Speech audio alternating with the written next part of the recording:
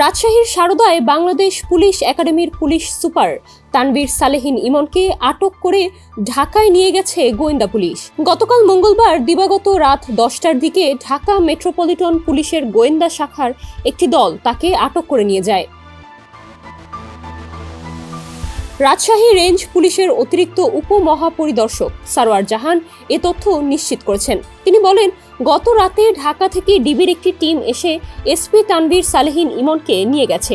কেন কি অভিযোগে নেওয়া হয়েছে তা জানা নেই, শুধু আমাদের ডিবি পুলিশের একটি দল তাদের সহযোগিতা করেছে।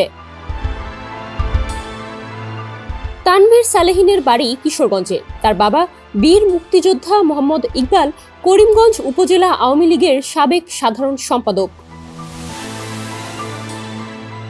28তম বিসিএস পুলিশ ক্যাডারে 2010 সালে পুলিশে যোগ দেন তানভীর সালেহিন। তিনি 2016 সালে আইজিপি ব্যাজ এবং 2017 সালে রাষ্ট্রপতি পুলিশ পদক পান।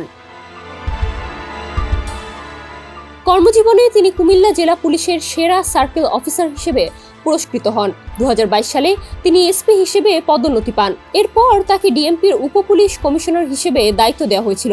আওয়ামী লীগ সরকার পতনের পর তাকে রাজশাহীর সারদায় বাংলাদেশ পুলিশ একাডেমির পুলিশ সুপার হিসেবে পদায়ন করা হয়। সম্প্রতি সারদায় প্রশিক্ষণরত পুলিশ কর্মকর্তা ও কনস্টেবলদের তার স্বাক্ষরেই কারণ দর্শানোর নোটিশ দেওয়া হচ্ছিল।